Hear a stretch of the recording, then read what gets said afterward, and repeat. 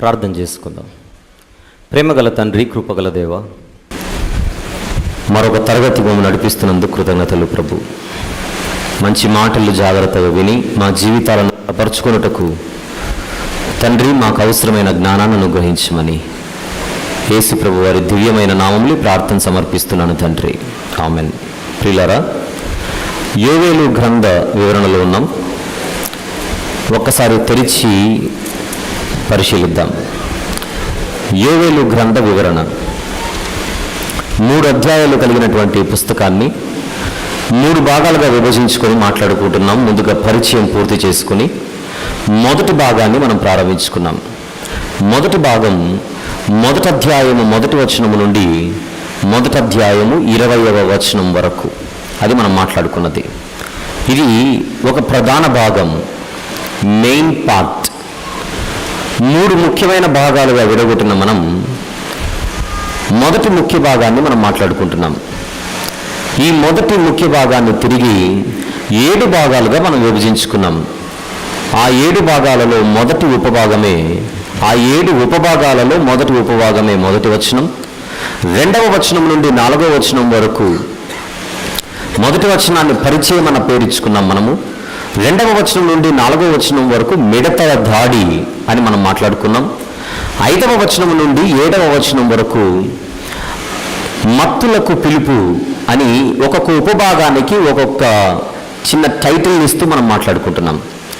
అసలు ఈ భాగం అంతటికి మనం మాట్లాడుకున్నది లేదా టైటిల్గా ఇచ్చుకున్నది జరిగిపోయిన తీర్పు, జరిగిపోయిన విపత్తు, మారు మనస్సుకై పిలుపు. అది మనం మాట్లాడుకున్నది. ఇక ఉపభాగాల వివరణలో 3 ఉపభాగాలు మాట్లాడుకున్న మనము నెమ్మదిగా 4వ ఉపభాగంలోనికి ప్రవేశిద్దాం. అది 8వ వచనము నుండి 12వ వచనం వరకు అని చెప్పాను. 8వ వచనము నుండి 12వ వచనం వరకు ఒకసారి అందరూ యోవేలు గ్రంథము తెరిచి 8వ వచనం నుండి చూద్దాం. ఇంతకుముందు 5వ వచనం నుండి 7వ వచనం వరకు ఇంతకు మునిపే మనం మాట్లాడుకున్నాం మత్తులకు పిలుపు అన్న విషయాన్ని. ఇచ్చిన వివరణను మర్చిపోకుండా అది మనసులో పెట్టుకుని నెమ్మదిగా మనము మిగిలిన భాగాలను మనం వినడానికి ముందుకు సాగాలి. 8వ వచనం, పెనిమిటిపోయిన యవ్వనురాలు గోనెపట్ట కొట్టుకుని అంగలార్చినట్లు నీవు నీవు నీవు అండలించండి ఆ ముక్క, నీవు అంగలార్చుము. నీవు అంటే ఎవరు? పైనేమో 5వ వచనంలో మత్తులారా అని అన్నాడు. మత్తులారా అని చెప్పడంతో మత్తులతో మాట్లాడుతున్నాడని మనకు అర్థమైంది. మరి ఇప్పుడు నీవు అంటే ఎవరని? పైపెచ్చు నీవు అని ఎవరినైతే సంబోధిస్తున్నాడో, ఆ నీవు అని ఎవరినైతే సంబోధిస్తున్నాడో దేవుడు ఆ వ్యక్తిని స్త్రీగా పోల్చాడు. ఇక్కడ పెనిమిటిని కోల్పోయిన లేదా పెనిమిటి పోయిన యవ్వనురాలు, పెనిమిటి పోయిన యవ్వనురాలు అంటే నీవు అని ఎవరితో అయితే మాట్లాడుతున్నాడో ఆ నీవు అన్న వ్యక్తి స్త్రీ అన్నమాట. ఎవరా స్త్రీ? చూద్దాం ఇర్మియా గ్రంథము. ఆ స్త్రీ ఎవరో మనం తీద్దాం బయటికి.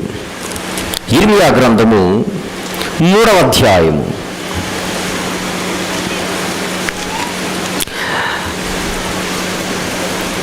ఇర్మియా గ్రంథం 3వ అధ్యాయము 3వ వచనము చూద్దాం. కావున వానలు కురియక మానెను, కడవరి వర్షము లేకపోయి ఉన్నది, అయినను నీకు అన్నాడు. మళ్ళీ ఇక్కడ నీకు అన్నాడు, అక్కడ నీవు అన్నాడు, ఇక్కడ నీకు అన్నాడు. ఆయన మాట్లాడుతున్నది 2 చోట్ల ఒకరే. నీకు వ్యభిచార స్త్రీ ధైర్యము వంటి ధైర్యము కలదు, సిగ్గుపడ నల్లకై ఉన్నావు. ఇంతకు ఎవరితో మాట్లాడుతున్నాడు? 6వ వచనం కూడా చూద్దాం. 6వ వచనం, మరియు రాజైన యోషియా దినములలో యెహోవా నాకు ఇలాగ సెలవిచ్చెను, ద్రోహిణి యగు ఇశ్రాయేలు. ఇశ్రాయేలు ఏమని పిలుస్తున్నాడు అక్కడ? ద్రోహిణి, స్త్రీ సంబోధన, స్త్రీ సంబోధన. నెక్స్ట్ 7వ వచనం, ఆమె ఈ క్రియలన్నిటినీ చేసినను ఆమెను నా యొద్దకు తిరిగి రమ్మని నేను సెలవీయగా ఆమె తిరిగి రాలేదు. మరియు విశ్వాసఘాతకురాలగు ఆమె సహోదరి అయిన యూదా.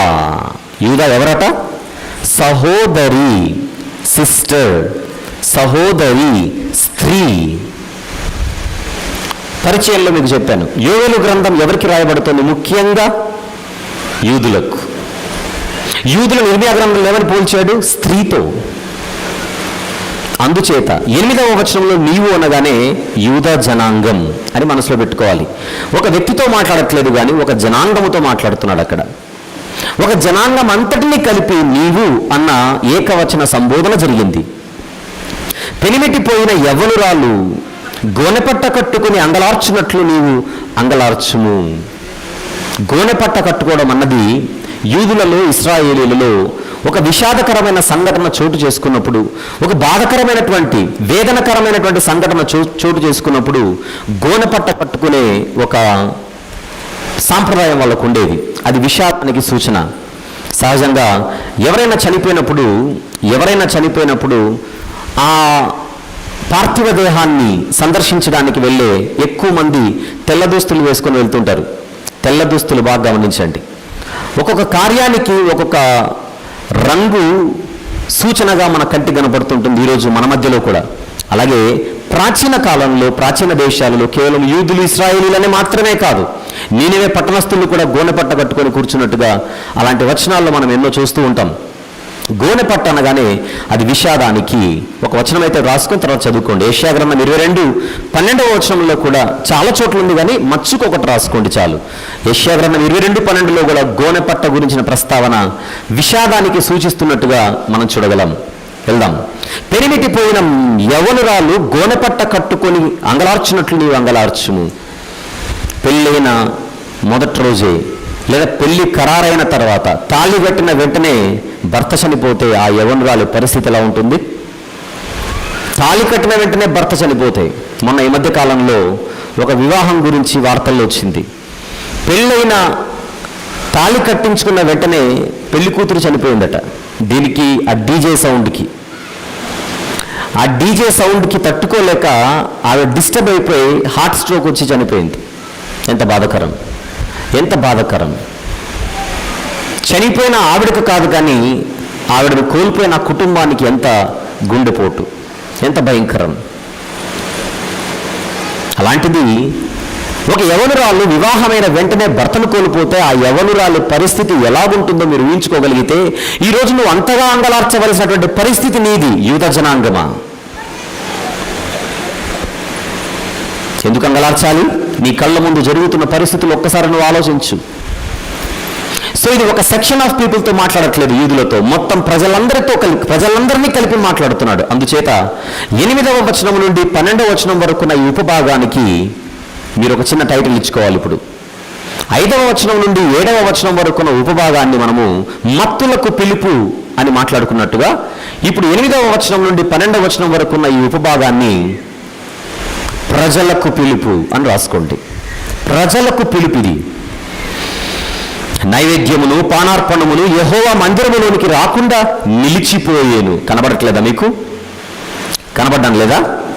నైవేద్యమును పానార్పణమును యెహోవా మందిరములోనికి రాకుండా నిలిచిపోయాను. మందిర కార్యక్రమాలు ఆగిపోయాయి. మందిరంలో జరగవలసినటువంటి ప్రతిదీ కూడా నిలిచిపోయిన పరిస్థితి మీ కళ్ళ ముందు కనపడుతోంది. నైవేద్యం రావట్లేదు, పానార్పణం రావట్లేదు. యెహోవాకు పరిచర్య చేయు యాజకులు అంగలార్చుచున్నారు. వాళ్ళెందుకు అంగలార్చుచున్నారు? యాజకులు అంటే లేవీయులకు పోషణ మందిరంపై ఉంటుంది. లేవీయులు వ్యవసాయం చేసేవాళ్ళు కాదు, లేవీయులు వ్యాపారం చేయరు, జీవనోపాధి కోసం వాళ్ళు చేసే పనులేమీ ఉండవు.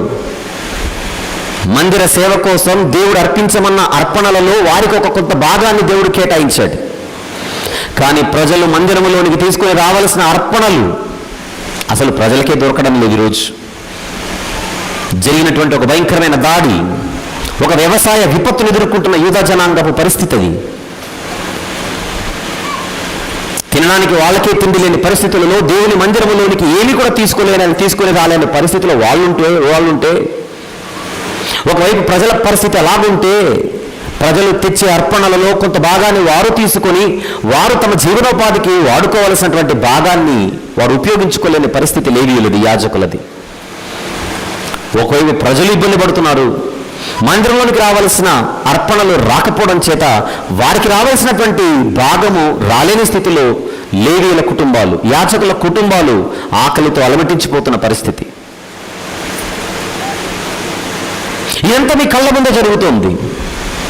ఇదంతయు మీ కళ్ళ ముందు జరుగుతున్న ఎందుకు మీరు అంగలార్చటలేదు? ఎందుకు మీరు ఆలోచించటలేదు? మారు మనసుకై ప్రజలకు పిలుపు, మారు మనసుకై మత్తులకు పిలుపు చూశారు నిన్నటి దినాన. ఇప్పుడు ప్రజల దగ్గరకు వస్తున్నాం. 10వ వచనం, పొలము పాడైపోయెను, భూమి అంగలార్చుచున్నది, ధాన్యము నశించెను. మనుష్యులు తప్పు చేసినప్పుడు, మనుష్యులు అతిక్రమాలకు పాల్పడినప్పుడు, మనుష్యులు దోషులైనప్పుడు దేవుడు మనుషులు ఆధారపడే నేలను శపిస్తాడు. అది ప్రారంభం నుంచి మీరు గుర్తుపెట్టుకోండి. నీవు నీ భార్య మాట విని నేను తినవద్దని చెప్పిన పండు నువ్వు తింటివి కనుక నీ నిమిత్తము కమాన్ నేల శపించబడి ఉన్నది. మనిషి తప్పు చేసినప్పుడు దేవుడు నేలను శపిస్తాడు. నేల మీద కోపముతో కాదు, దేని మీదైతే ఆధారపడి మనిషి అతిశయిస్తున్నాడో ఆ మూలాన్ని దెబ్బ కొడితే వీడు జాగ్రత్త పడతాడు, వీడు సరి అవుతాడని. కయ్యను తప్పు చేశాడు. ఇక మీదట నేల తన సారమును నీకివ్వదు. మనుషుల దోషములు ఈ ప్రకృతి, ఈ విశ్వం, ఈ సృష్టి యొక్క కార్యక్రమాలను డిస్టర్బ్ చేసేస్తుంది. చూద్దాం కొన్ని వచనాలు. ఇర్మియా గ్రంథం 12వ అధ్యాయము. ఇర్మియా గ్రంథము 12వ అధ్యాయము ముందుగా 4వ వచనము చూద్దాం. 4, భూమి ఎన్నాళ్ళు దుఃఖింపవలను, దేశమంతటిలోని గడ్డి ఎన్నాళ్ళు ఎండిపోవలను. ఎండిపోతోంది, ఎండిపోతోంది, గడ్డి ఎండిపోతోంది, భూమి దుఃఖిస్తోంది. 11వ వచనం, వారు దాన్ని పాడు చేయగా అది పాడై నన్ను చూచి దుఃఖించుచున్నది. 5వ అధ్యాయం, ఇర్మియా గ్రంథములోనే 5వ అధ్యాయం 24-25 వచనములు చూద్దాం. 24-25, వారు రండి, మన దేవుడైన యెహోవా యందు భయభక్తులు కలిగి ఉందుము. ఆయనే తొలకరి వర్షమును కడవరి వర్షమును దాని కాలమున కురిపించువాడు కదా. నిర్ణయింపబడిన కోతకాలపు వారములను ఆయన మనకు రప్పించునని తమ మనస్సులో అనుకొనరు. మీ దోషములు వాటి క్రమమును తప్పించెను, మీ దోషములు వాటి క్రమమును తప్పించెను.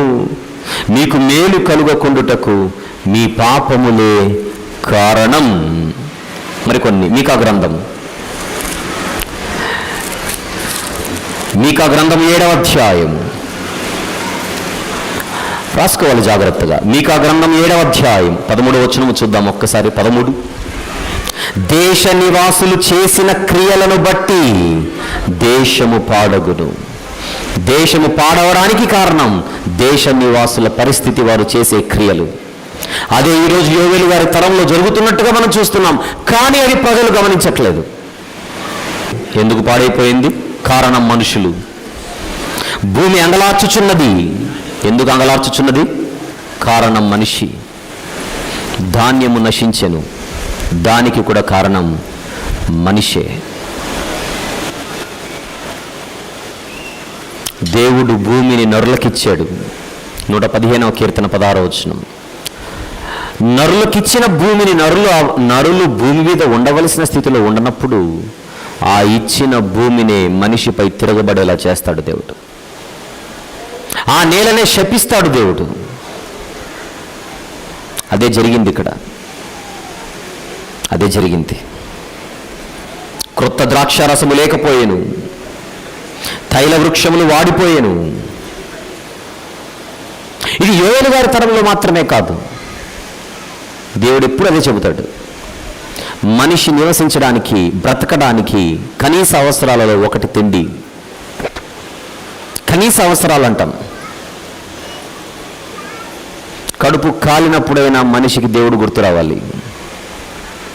ఎందుకంటే కడుపు నిండితే యెహోవా ఎవడు అని అంటాడట మనిషి. అవునా? ఉందా వచనం? సామెతల గ్రంథం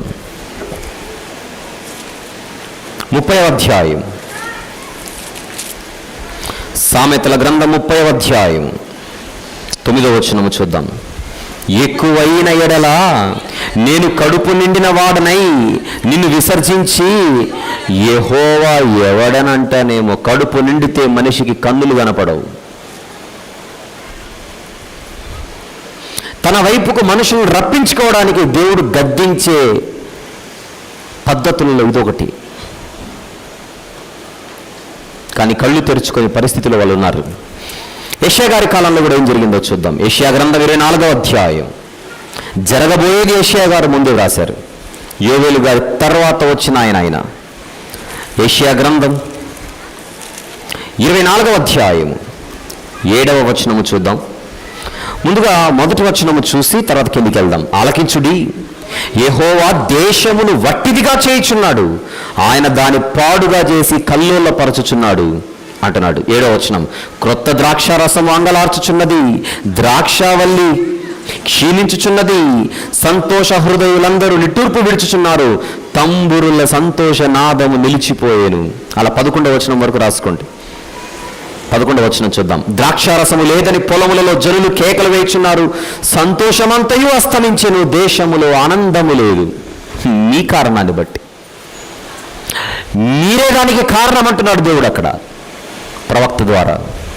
యోవేలు గారి కాలంలో అది జరిగిపోయింది, యెషయా గారి కాలంలో అది మళ్ళీ జరుగుతుందని చెబుతున్నాడు. ఎవరు ముందు ఎవరు వెనుకని పదే పదే చెబుతున్నప్పుడు ఆ తేడాను మీరు గమనించగలగాలి. యోవేలు గారి కాలంలో ఇది జరిగిపోయింది. యోవేలు గారి కాలంలో ఏదైతే జరిగిందో యెషయా గారి కాలంలో భవిష్యత్తులో మళ్ళీ అది జరగబోతుంది అంటున్నాడు ఆయన. ఒకప్పుడు ఆదాముకు ఆ శాపం వచ్చింది, కయీనుకు ఆ శాపం వచ్చింది. కానీ యూదులు, ఇశ్రాయేలీలు తర్వాత మేమేం తక్కువ కాదన్నట్టుగా వాళ్ళు నిరూపించుకున్నారు. 11వ వచనం. భూమి మీద పైరు చెడిపోయేను, గోధుమ కర్రలను యవల కర్రలను చూచి సేద్యగాండ్లారా సిగ్గునందుడి. ఎందుకు? కర్రలు పెట్టుకొని కూర్చోడం తప్పితే చేసేదేం లేదు అక్కడ.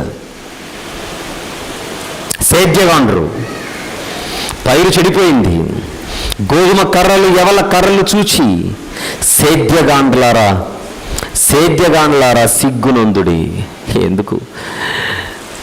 కొందరు గుర్రములను బట్టి, కొందరు రథములను బట్టి అతిశయిస్తున్నట్టుగా సేద్యపరిచేవారు వారికి ఉన్న పొలాలను బట్టి అతిశయించే పరిస్థితిలో ఉండగా దేనినైతే మీరు నమ్ముకుని అతిశయిస్తున్నారో దానిని మీకు దూరం చేశాను, ఆ పంటని మీకు దూరం చేశాను. సిగ్గుపడాలి. యోవేలు గ్రంథంలో అది అయిపోయింది. ఒక్కసారి ఇర్మియా గారి కాలంలో ఏం జరుగుతుందో చూద్దాం. ఇర్మియా గ్రంథం 14వ అధ్యాయం. ఇర్మియా గారు అంటే యోవేలు గారి తర్వాత. ఇర్మియా గ్రంథము 14వ అధ్యాయము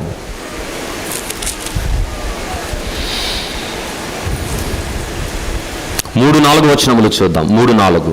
వారిలో ప్రధానులు బీదవారిని నీళ్లకు పంపుచున్నారు, వారు చెరువుల యొద్దకు రాగా నీళ్లు దొరకటలేదు, వట్టి కుండలు తీసుకొని వారు మరలా వచ్చుచున్నారు. సిగ్గులు అవమానం నొందిన వారై తమ తలలు కప్పుకొనుచున్నారు. దేశంలో వర్షము కురవకపోయినందున నేల చీలి ఉన్నది కనుక సేద్యము చేయవారు సిగ్గుపడి తలలు కప్పుకొనుచున్నారు. ఇర్మియా గారి కాలానికి అప్పుడే అది స్టార్ట్ అయిపోయింది మళ్ళీ కొత్తగా. యోవేలు గారి కాలంలో ఏది జరిగిందో ఇర్మియా గారి కాలంలో అదే మళ్ళీ పునరావృతం అవుతుంది. ఎన్ని మార్లు గద్దించినా మనుషులు కన్ను తెరుచుకోకపోతే దీని అంతటికి కారణం ఏంటంటే పూర్వీకులు పిల్లలకు సరిగా చెప్పకపోవడం. దెబ్బతిన్న వాళ్ళు రాబోయే తరాల వారికి చెప్పవలసినవి చెబితే వాళ్ళు జాగ్రత్త పడతారు.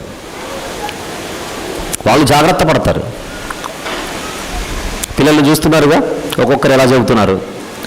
ఆ విత్తనాలు వాళ్ళలో వేయడానికి గల కారణం, విత్తనాలు వేస్తూ ఉంటే అవి ఆ విత్తనాలు నాటబడి కొద్ది రోజుకు మొలకలై తర్వాత మొక్కలై చివరికి ఆ విత్తనాలే మహావృక్షాలు అవుతాయి. ఊరికనే చెప్పలేదు దేవుడు. బాలుడు నడవవలసిన త్రోవను బాల్యమందే వారికి నేర్పించమని అనవసరంగా చెప్పలేదు దేవుడు. బాల్యమందే నేర్పిస్తే వాడు పెరిగి పెద్దవాడైన తర్వాత వాడు చెడిపోడు, దారి తప్పడు. వాడు పెద్దవాడైన తర్వాత నేను దేవుడికి అప్పగిస్తానంటే మీ చేతికే దొరకడు, ఇక దేవుడికి ఏం దొరుకుతాడు? కొంతమంది చాలా ఫ్యూచర్ ప్లాన్స్ ఉంటాయి. వాడు నా కొడుకు చేతికి వచ్చిన తర్వాత దేవుని చేతికి ఇద్దామని, వాడు మీ చేతికి వచ్చిన తర్వాత మీ చేతిలో ఉంటాడని నువ్వెందుకు అనుకుంటున్నావు? మీరే వాని చేతిలో ఉంటారు. కథలు చెప్పి పెంచిన తల్లిదండ్రులకు వాడే కథలు చెప్పి తిరుగుతుంటాడు రోడ్ల మీద. హన్నా సమూయేలు గారిని పసిబిడ్డగా ఇచ్చింది. అందుకే ఆయన అంత గొప్ప దైవజనుడు అయ్యాడు. సెట్ అవ్వడానికి టైం పడుతుంది, పిల్లలు సెట్ అవ్వడానికి టైం పడుతుంది. ఆ టైం బట్టేంతవరకు ఓపిక ఉండాలి. కొంతమంది తల్లిదండ్రులకు ఓపిక చాలా తక్కువ. నా దగ్గరకు అప్పగించే పిల్లల విషయంలో తల్లిదండ్రులకు ఎప్పుడు అది చెబుతాను, ఇచ్చారు కనుక సైలెంట్ అయిపోండి, అంతే. ఇచ్చారు కనుక సైలెంట్ అయిపోండి. వాళ్ళు ఏం చేయాలో మాకు బాగా తెలుసు.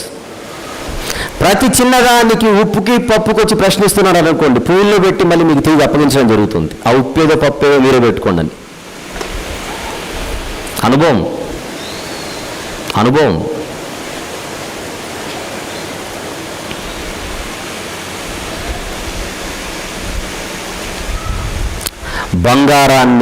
బంగారంగా తీయాలంటే దానికి పరీక్షలు ఎన్నో తప్పవు. ఎక్కువగా ప్రశ్నించే తల్లిదండ్రులు ఉన్నారు అనుకోండి, వెంటనే పిల్లలు పంపించేస్తాను. నేను వెంటనే పంపించేస్తాను పిల్లల్ని. నమ్మకం లేనప్పుడు మీరు ఉంచాల్సిన అవసరం లేదు. ఉంచారు అని అంటే నమ్మేసి సైలెంట్ అయిపోండి. Because we know what to do and we know what not to do.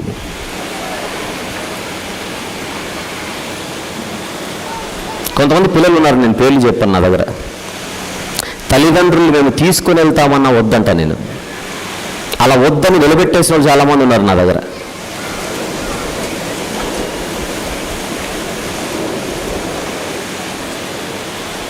ప్రియులారా,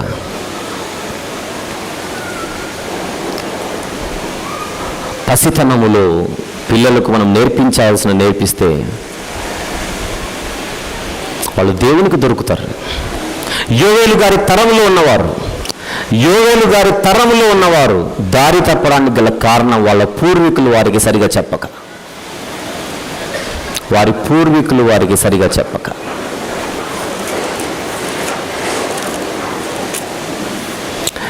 వద్దాం, ముందుకెళ్దాం. ఇంకా ద్రాక్ష తోట కాపరులారా, వచనం చెప్పండి ఎక్కడున్నాను, 11వ వచనం. ద్రాక్ష తోట కాపరులారా రోదనము చేయుడి, ద్రాక్ష చెట్లు చెడిపోయేను, అంజురపు చెట్లు వాడిపోయేను, దానిమ్మ చెట్లు, ఈత చెట్లు, జల్దరు చెట్లు, తోట చెట్లన్నీ వాడిపోయాయి. అన్ని పోయాయి. అన్ని ఇచ్చే నేనే అన్నిటినీ తీసేశాను. ఇచ్చిన నేను ఒకప్పుడు ఎందుకు ఇచ్చాను, తీసేసిన నేను ఎందుకు తీసేశాను? అది నువ్వు ఆలోచించాలి. ఒక భార్య అడుగుతుంది భర్త దగ్గరకు వచ్చి, మొన్నటి వరకు మీరు బాగానే మాట్లాడారు, 2 రోజుల నుంచి మీ ప్రవర్తనలో మార్పు వచ్చింది. ఎందుకు వచ్చింది మార్పు? ఏదో డిస్టర్బెన్స్. భూమి మీద ఉన్న భార్యాభర్తల విషయంలో కొన్ని సందర్భాల్లో భర్తలది తప్పు, మరికొన్ని సందర్భాల్లో భార్యలది తప్పు. భూమి మీద ఉన్నటువంటి కాపురాలలో కొన్ని సందర్భాలలో భర్తలది తప్పు, కొన్ని సందర్భాలలో భార్యలది తప్పు. కానీ ఈ భార్యాభర్తల విషయంలో ఏ భార్యాభర్తలు? దేవుడనే భర్త, యూదులనే భార్య. వీరిద్దరి విషయంలో 100కు 100% ప్రతిసారి భార్యది తప్పు, కానీ భర్తది తప్పు కాదు.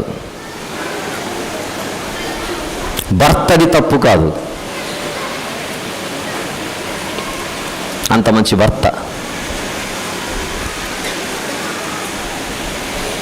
ఎందుకు భర్త అప్సెట్ అయ్యాడు ఇక్కడ? ఎందుకు భర్తకు మూడ్ ఆఫ్ అయింది? అది భార్య ఆలోచించాలి. ఏదో తేడా జరిగింది. దానికి ఉన్నవన్నీ తీసాడు. దానిమ్మ దగ్గరికి వెళ్తే దానిమ్మ లేదు, అంజూరపు దగ్గరికి వెళ్తే అంజూరము లేదు, ద్రాక్ష దగ్గరికి వెళ్తే ద్రాక్ష లేదు, ఈత చెట్టు దగ్గరికి వెళ్తే ఈత లేదు. అంత కోతే. కారణం బ్రతుకులు రోతయ్యాయి గనుక. నరులకు సంతోషమేమియు లేకపోయేను. ఇర్మియా గ్రంథం 48. దేవుడు విరోధి అయినప్పుడు మనుషులు కోల్పోయేది ఆనందం. ఇర్మియా గ్రంథము 48వ అధ్యాయం 33వ వచనం చూద్దాం ఒక్కసారి మోయాబీల గురించి. దేవుడు విరోధైనప్పుడు అది ఏ దేశమైనా, మోయాబా, అమ్మోనా, అమోరీయులా, అమాలేకీయులా, ఎవరైనా సరే పరిస్థితి లాగానే ఉంటుంది. ఫలభరితమైన పొలములలో నుండి, మోయాబు దేశములో నుండి ఆనందము సంతోషము తొలగిపోయెను. ఇదే నీ కానవాలు. దేవునిలో ఉన్నప్పుడు ఆనందం, దేవుడు నీకు సమీపంగా ఉన్నప్పుడు ఆనందం, దేవుడు నీకు దగ్గరగా ఉన్నప్పుడు ఆనందం. ఆ దేవుడు దూరమైనప్పుడు మీరు కోల్పోయేదే ఆనందం కోల్పోయి విషాదాన్ని కొని తెచ్చుకుంటారు. ఆనందం కోల్పోయి విషాదాన్ని కొని తెచ్చుకుంటారు. ఒక్క మాట చెబుతాను మీకు అదిరిపోయే ఉదాహరణ ఇస్తాను.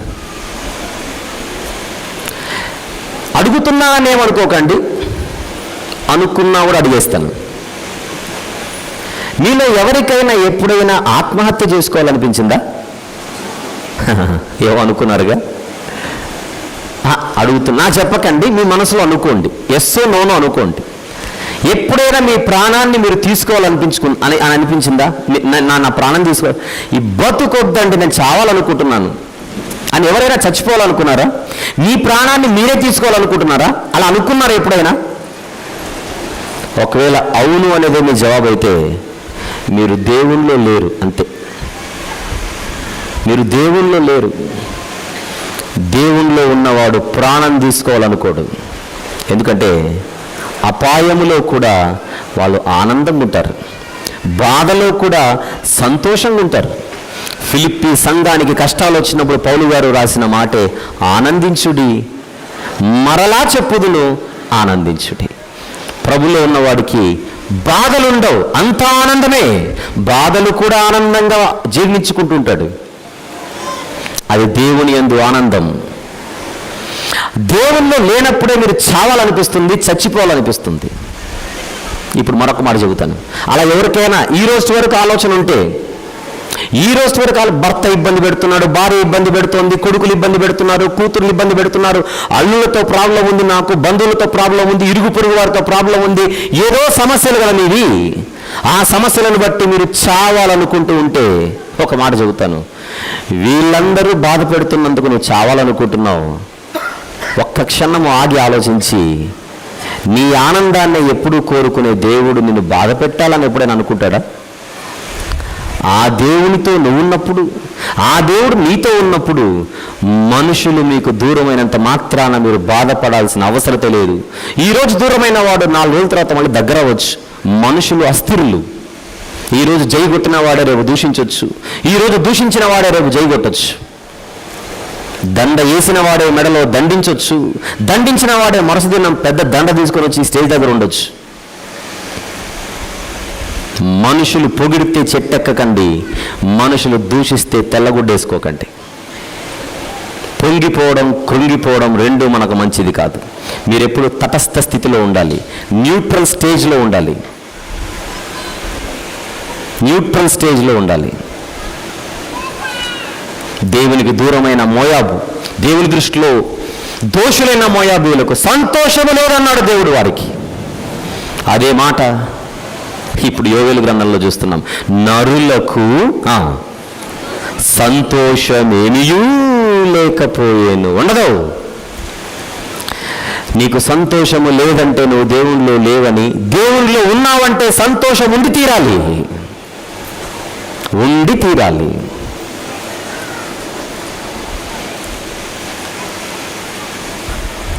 నేను ఎప్పుడు చాలా కూల్గా కనపడుతుంటానని ప్రభు కిరణ్ గారు అన్నారు నిన్న. దానికి కారణం ఏంటో చెప్పనా?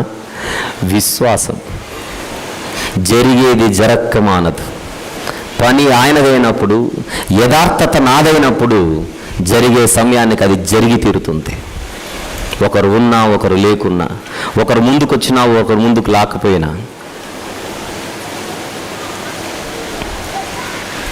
ఆనందం, ఉన్న ఆనందం, లేకున్న ఆనందం.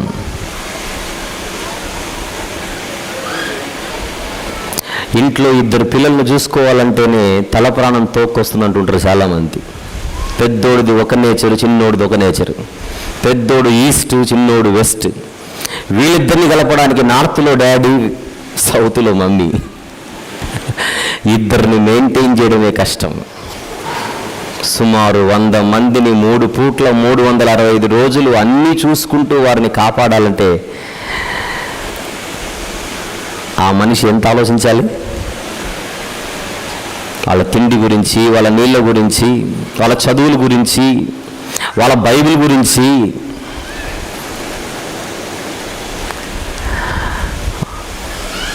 అనేవాడు ఎన్నైనా అంటాడు. నేను ఎప్పుడైనా అంటాను, ఎవరైనా నన్ను అనే ముందు నేను చేసే పనులు 1 రోజులు మీకు ఇస్తాను చాలు. 1 రోజులు నేను చేసే పనులు మీకు ఇస్తాను, అందులో 10 రోజులు చేసి చూపించండి. మీరు 1 రోజులు మీకు ఇస్తాను, 10 రోజులు చేసి చూపించండి. సంవత్సరం అంతా నేను చేసే పని.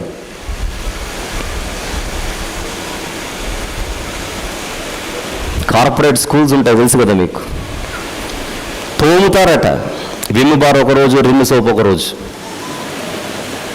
ఏంటి? లోక చదువుకి, మట్టి చదువుకి అంత తోమితే మట్టి చదువు, మహిమగల చదువు 2 కల్పిస్తున్నాం ఇక్కడ.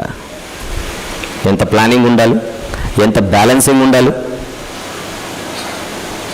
ఇద్దరే భిన్న ధృవాలు అంటున్నారు మీ ఇంట్లో, పెద్దోడిది చిన్నోడిది.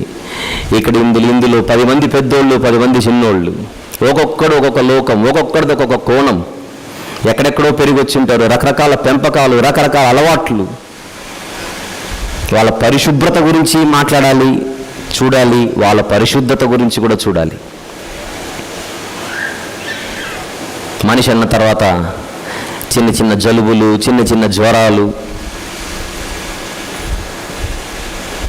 ఇవన్నీ మామూలే. జలుబుకే మీరు టెన్షన్ పడిపోయి మావాడికి ఏమైందంటే, మీ ఇంట్లో ఏనాడు జలుబు రాలేదు, ఏనాడు జ్వరం రాలేదు. ఏం అడగాలో, ఏం అడగకూడదో ఇవన్నీ ఆలోచించాలి. మావాడికి ఎందుకంటే జ్వరం వచ్చిందని అంటే, మరి నాకు కూడా వచ్చింది, నేనేం చేద్దాం? నేనెవరిని అడగాలి?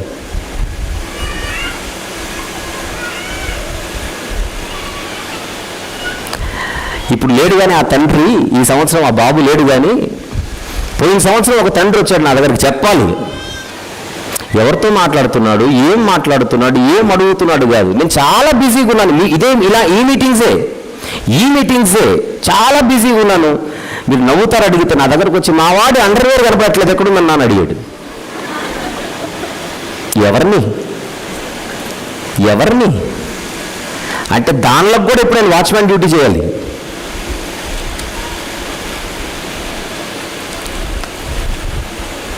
ఇన్ని రకాల మనస్తత్వాలను రోజు నేను డీల్ చేస్తుంటాను, తెలుసా మీకు? ఇన్ని రకాల మనస్తత్వాలు. పిల్లలు ఒక మనస్తత్వం, తల్లిదండ్రులు ఒక మనస్తత్వం. అర్థం చేసుకోవాలి. కుటుంబం దానికి అంకితమై పనిచేస్తున్నాం. నా తల్లి ఏం చేస్తుందో, నా తోబుట్టులు ఏం చేస్తున్నారో, నా భార్య ఏం చేస్తుందో, వీళ్ళందరూ ఏం చేస్తున్నారో దగ్గరున్న వాళ్ళకే తెలుసు, దగ్గరున్న వారికే తెలుసు. ఎప్పుడదే అంటాను, మా పనికి మేము న్యాయం చేయాలంటే మీ బాధ్యతకు, మీ పనికి మీరు న్యాయం చేయాలి. నేను ఎప్పుడది చెబుతాను, తల్లిదండ్రులు, పిల్లలు వీళ్ళిద్దరూ సహకరిస్తేనే నేనేదైనా చేయగలను. సహకారం వీళ్ళిద్దరిలో నుంచి ఏ ఒక్కరి దగ్గర లేకపోయినా నేను చేయాల్సింది చేయలేను. ప్రత్యేకించి అంటే ఇక్కడ మీరు కూడా గుర్తుపెట్టుకోండి, ప్రతి తల్లికి, ప్రతి తండ్రికి నేను ఇచ్చే ఒక సలహా, మీ పిల్లలు నా దగ్గర ఉండొచ్చు, ఉండకపోవచ్చు, ఒక సలహా అయితే తీసుకోండి జాగ్రత్తగా. పిల్లలు ఎప్పుడైనా వచ్చి టీచర్ల మీద సాకులు కానీ, టీచర్ల మీద కంప్లైంట్స్ చెబితే మీరు వినాలి కానీ వినకూడదు. ఇది గుర్తుపెట్టుకోండి సూత్రం. టీచర్లే కాదు, పిల్లలు ఎప్పుడైనా కంప్లైంట్స్ ఫిర్యాదులు చేస్తే మీరు వింటుండాలి కానీ వాడికి తెలియకూడదు మీరు వింటున్నట్టుగా. ఎందుకంటే మీరు ఒకసారి వింటే వాడు 100 సార్లు చెబుతాడు. ఇక తల్లిదండ్రులు ఉండాల్సిన పద్ధతి అది. వాడు చెప్పే దాంట్లో నిజం ఉండొచ్చు కాక, కానీ మీరు నమ్ముతున్నట్టుగా వాడి ముందు మీరు మీ ముఖాలు పెట్టకూడదు. ఎందుకంటే వాడు ఒకసారి ఒక చిన్న విషయం చెప్పినప్పుడు మీరు ఆసక్తి చూపితే తర్వాత వాడు తప్పించుకోవడానికి 100 చెబుతాడు మీ దగ్గరకు వచ్చి. ఎందుకంటే వాడి బలమే వీరు, మా అమ్మ ఉంది, మా నాన్న ఉన్నాడని.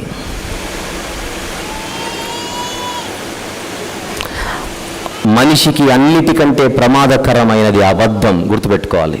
అబద్ధం. అబద్ధం. పెద్ద తప్పు చేసి నిజం చెప్పిన వాడి కంటే చిన్న తప్పు చేసి అబద్ధం చెప్పిన వాడే ప్రమాదకారి. వినలేదేమో సరిగా మీరు. ముఖ్యాంశాలు మరోసారి. పెద్ద తప్పు చేసి నిజం చెప్పిన వాడి కంటే చిన్న తప్పు చేసి అబద్ధం చెప్పిన వాడే వెరీ డేంజరస్ ఫెలో. ఇక్కడున్న తల్లిదండ్రులకు మళ్ళీ ఒక మాట చెబుతున్నా. మీ పిల్లలు నా దగ్గర మీ పిల్లలు ఎవరైతే నా దగ్గర ఉన్నారో ఆ తల్లిదండ్రులు, ఏ తల్లిదండ్రులు అయితే మీ పిల్లల్ని నా దగ్గర పంపించాలనుకుంటున్నారో ఆ తల్లిదండ్రులు, నా దగ్గరికి పంపే ముందు నా దగ్గరికి పంపించిన వాళ్ళు మీ పిల్లలకు 100 సార్లు చెప్పి పంపించండి ఒక మాట. ఒరే నువ్వు అబద్ధం ఆడకురా అని. అబద్ధం ఆడకురా. వానికి అర్థమైందో లేదో 100 సార్లు కన్ఫర్మ్ చేసుకొని పంపండి.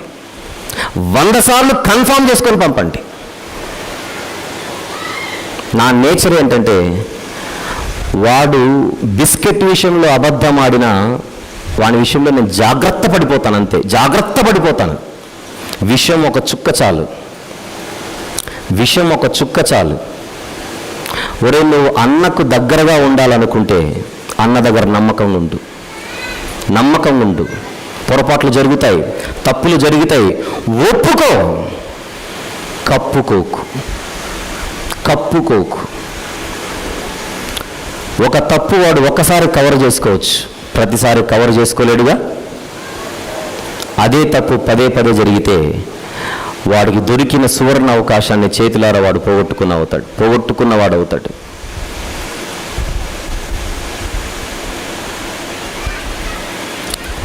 ఈ జాగ్రత్త తల్లిదండ్రులు ఖచ్చితంగా చెప్పాలి. పసిబిడ్డలున్న తల్లిదండ్రులు ఎవరైనా ఉంటే చిన్నప్పటి నుంచి ఈ సూత్రాన్ని పాటించండి. అబద్ధం ఆడిన రోజు అరపూట అన్నం పెట్టకండి వాడికి.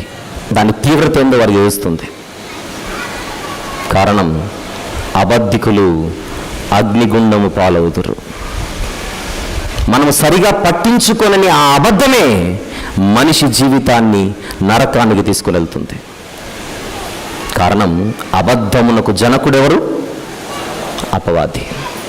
మన పిల్లలు దేవుని పిల్లలుగా ఉండాలి, కానీ అపవాది పిల్లలుగా ఉండకూడదు. 12వ వచనం, నరులకు సంతోషమేమీ లేదు, కారణం వాళ్ళు దేవునిలో లేకపోవడం, దేవుడు వారి దగ్గర లేకపోవడం. 8వ వచనం నుండి 12వ వచనం వరకు ప్రజలకు పిలుపు. అది మనం చదువుకున్నది. ప్రజలకు పిలుపు. మొదటి వచనం పరిచయం. 2వ వచనం నుండి 4వ వచనం మిడతల దాడి.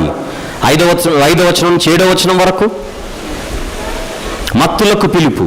8 నుంచి 12 ప్రజలకు పిలుపు. Very good. 13 చూద్దాం. 13, 14 వచనంలో ఒక భాగం అనుకున్నాం కదా. 13, 14 వచనంలో ఒక భాగం. యాజకులారా. సెక్షన్ మారింది ఇప్పుడు. ఎవరికి పిలుపు ఇప్పుడు? యాజకులకు పిలుపు. యాజకులకు పిలుపు.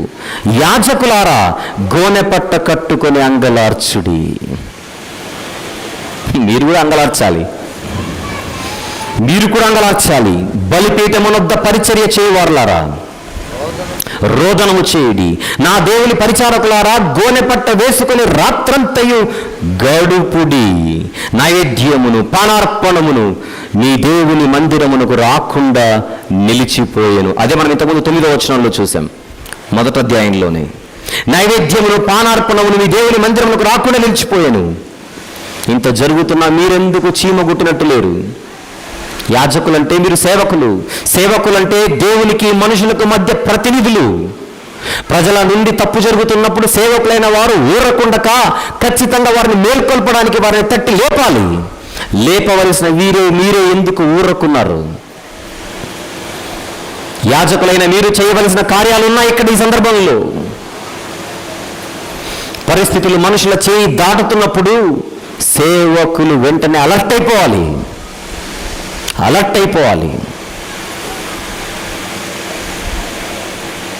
సేవకుల మీద ఆధారపడిన వారి ప్రజలు, వారి ఆత్మీయ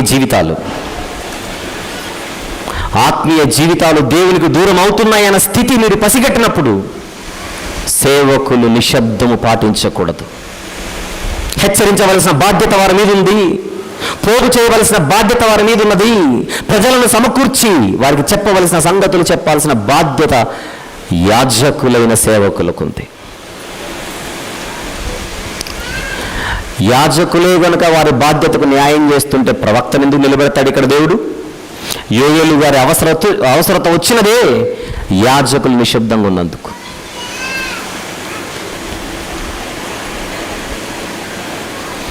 అందుకే మీరు జరుగుతున్న పరిస్థితులను బట్టి బాధపడడం కాదు, ఇంట్లో రేషన్ లేదని, కడుపు కాలుతోందని, పిల్లల పరిస్థితి సరిగా లేదని అందుకేడవకండి. మనుషుల జీవితాలు దేవునికి దూరమయ్యాయని తెలుసుకొని గ్రహించి అంగలార్చండి. ఇప్పుడు అర్జెంటుగా మీరే స్పందించాలి. ఏం చేయాలి మీరు? ఉపవాస దినము ప్రతిష్ఠించుడి, వ్రత దినము ఏర్పరచుడి. వ్రత దినం అంటే ఇశ్రాయేలుకు ధర్మశాస్త్రంలో వ్రత దినం అనేది దేవుడు ఒక ఏర్పాటు చేశాడు. ఆ వ్రత దినాన వాళ్ళు చేయవలసింది కంప్లీట్గా పరిపూర్ణంగా దేవుని పాద సన్నిధికి రావాలి. ఆ వ్రత దినము రోజున వాళ్ళు ఏ జీవనోపాధికి సంబంధించిన పనులు చేయకూడదు. చూద్దాం లేవియాకాండం 23వ అధ్యాయం. లేవియాకాండం 23వ అధ్యాయం 36వ వచనము చూద్దాం. 36. 7 దినములు మీరు యెహోవాకు హోమము చేయవలెను. 8వ దినమున మీరు పరిశుద్ధ సంఘముగా కూడి యెహోవాకు హోమార్పణము చేయవలెను. అది మీకు వ్రత దినముగా ఉండును. అందులో మీరు జీవనోపాధి అయిన ఏ పని చేయకూడదు. ఏ పని చేయకూడదు.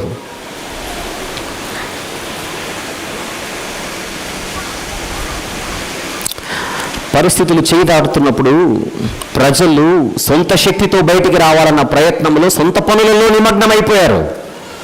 యాజకులకు చెబుతాం, ముందు వాళ్ళు ఇక్కడికి రమ్మని చెప్పండి. సమస్యలకు పరిష్కారం ఇక్కడుంది. సమస్య నుంచి బయటపడాలంటే ప్రజలు ఇక్కడికి రావాలి, దేవుని సన్నిధికి రావాలి, దేవుని దగ్గరికి రావాలి. అక్కడుంది సొల్యూషన్. మనిషి బతుకు పొల్యూషన్ అయినప్పుడు, మనిషి బతుకులో పొల్యూషన్ ఎక్కువైనప్పుడు సొల్యూషన్ కొరకు ఇక్కడికి రావాలి. సమస్య తీవ్రంగా ఉన్నప్పుడు దేవుని దగ్గరకు వస్తే కరెక్ట్ సొల్యూషన్ ఇస్తాడు. కానీ సమస్యలన్నీ తీరిన తర్వాత నీ దగ్గరకు వస్తానంటాడు ఒక ఆయన. చాలామంది దేవుని సన్నిధికి దూరం అయిపోతుంటారు. కారణం అని అడిగితే సమస్యలు అని చెబుతారు. సమస్యలు ఉన్నాయి కనుక నేను రావట్లేదు మందిరానికి అంటారు. మరి ఎప్పుడు వస్తామంటే సమస్యలను అయిపోయిన తర్వాత. పోయేంత వరకు సమస్యలు ఉంటాయి. ఏం చేద్దాం ఇప్పుడు? మనిషి పోయేంత వరకు సమస్యలు ఉంటాయి. ఒకరోజు ఆర్థికం, ఒకరోజు ఆరోగ్యం. ఏ సమస్య మనకు ఏ రోజు లేదని చెప్పండి. ఈ రోజు ఒక సమస్య ఉంటే రేపు కొత్తది ఎదురు చూస్తుంటుంది మన కోసం. సమాధికి వెళ్ళేంత వరకు సమస్యలు ఉంటే సమస్యలన్నీ పోయిన తర్వాత నేను వస్తాను నువ్వు అంటే సమాధికి వెళ్ళిన తర్వాత వస్తావు అన్నమాట. అప్పుడు వచ్చినా స్వీకరించడానికి ఆయన రెడీగా లేడు.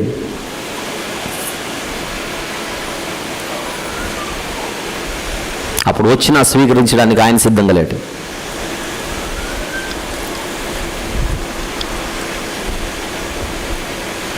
యాజకులు ఏం చేయాలట? ప్రజలను పోగు చేయండి. ఇప్పుడు దేశమే క్లిష్ట పరిస్థితిలోనికి జారిపోయింది. దేశము క్లిష్ట పరిస్థితిలోనికి జారిపోయినప్పుడు దేశం కాస్త దేవుని దగ్గరికి రావాలి. ఉపవాస దినము ప్రతిష్ఠించుడి, వ్రత దినము ఏర్పరచుడి, యెహోవాను బతిమాలు కొనుటకై పెద్దలను దేశములోని జనులందరినీ మీ దేవుడైన యెహోవా మందిరములో సమకూర్చుడి. వచ్చేయాలందరూ.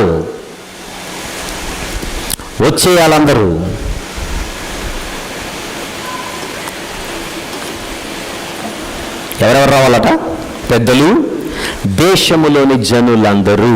పెద్దలు, దేశములోని జనులందరూ. అందరు రావాలి.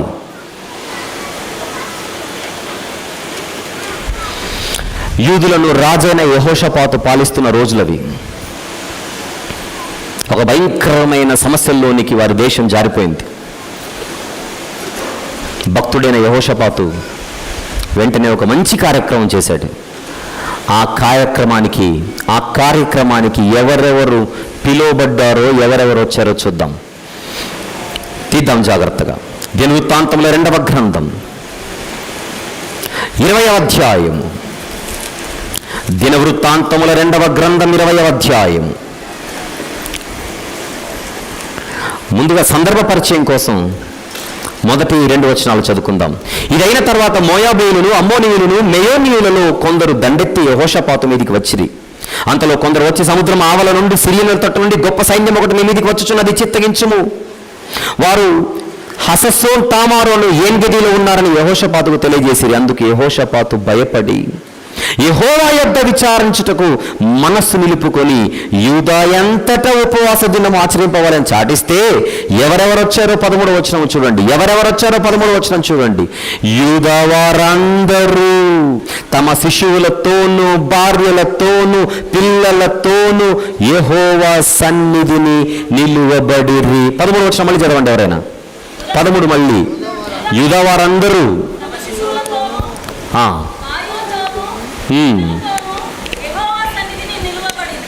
యూదా వారందరూ అంటే ఎవరు? పురుషులు. అక్కడ పురుషుల గురించి చెప్పబడుతోంది. పురుషులారా జాగ్రత్త వినాలి. ఇక్కడ యూదా వారందరూ అంటే ముందుగా పురుషులు. ఎలా చెప్పగలవంటారేమో, పక్క మాట చూడండి. యూదా వారందరూ తమ శిశువులతోనూ, నెక్స్ట్ భార్యలతోనూ. అంటే ఇప్పుడు యూదా వాళ్ళు ఎవరో చెప్పండి, పురుషులు. సమస్య ఉన్నప్పుడు ఎవరిని తీసుకొని వచ్చారు దేవుని సన్నిధికి అడుగుతున్నాను. ఎవరిని ఎక్కడికి తీసుకొని వచ్చారు? పురుషులు తీసుకొని వచ్చారు. ఎవరిని తీసుకొని వచ్చారు? కుటుంబాలను తీసుకొని వచ్చారు. ఎక్కడికి తీసుకొని వచ్చారు? దేవుని సన్నిధికి తీసుకొని వచ్చారు. అగైన్ ఎవరు తీసుకొని వచ్చారు చెప్పండి అందరూ? పురుషులు. ఎవరిని తీసుకొని వచ్చారు? కుటుంబాలను. ఎక్కడికి తీసుకొని వచ్చారు? దేవుని సన్నిధికి. ఆన్సర్ బాగానే చెప్పారు. ఏమైనా అర్థమైందా? ఆన్సర్ బాగానే చెప్పారు. ఏమైనా అర్థమైందా? దేవుని సన్నిధికి కుటుంబాలను ఎవరు తీసుకొని రావాలి చెప్పండి? పురుషులన్నమాట. పురుషులన్నమాట. కానీ పురుషులు ఏం చేస్తున్నారు ఇప్పుడు? ఆదివారం రోజున 9:10 టీవీ ముందు రిమోట్ పెట్టుకొని కూర్చొని గడియారం వైపు చూస్తూ అందరినీ గద్దిస్తుంటాడు. 9:30 మీరని. నువ్వు కదులు ముందు. సోమ నుంచి శని వరకు తెల్లారి 5-6 గంటలకు లేచేసి 7కంతా మెక్కి టిఫిన్ చేసి 8కంతా బయటికి వెళ్ళిపోయావు మీరు. ఆదివారం 10 పళ్ళు తోముకోలేదంటే ఏంటి బతుకు? ఎవరు నడిపించాలి దేవుని మందిరానికి కుటుంబాలను? పురుషులు. నాయకుడు నీవే నీ ఇంటికి, నావికుడు నీవే నీ ఇంటికి. రైలు బండికి ఇంజన్ లాంటి వాడే పురుషుడు. ఇంజన్ ముందుకు వెళ్ళకుండా బోడీలు నడుస్తుందంటే వెళ్ళండి వెళ్ళండి వెళ్ళండి అని. ఎందుకు వెళ్తాయి? నువ్వు వదులు. ఇంజన్ ఆగిపోతే బోగీలు ఆగిపోతాయి. చాలా ఇంజన్లు చెడిపోయాయి మన ఇళ్లలో. షెడ్డుకొచ్చి బోగీల మీద ప్రతాపం చూపిస్తుంటాయి. ఇంజనా? ఏమిటిది? తప్పు. పురుషులు తీసుకొని వచ్చారు. చాలామంది ఆనందిస్తున్నారు ఇంజన్లను ఏదో అన్నానని. మీరేం బాధపడకండి, వస్తున్నాను. ఇంజన్ రమ్మంటే బోగీలు ఏం చేయాలి? వెళ్ళాలి. వెళ్ళకపోతే స్టేషన్కు ఇంజన్ ఒకటే వెళ్ళుద్ది, బోగీలు అక్కడే ఉంటాయి.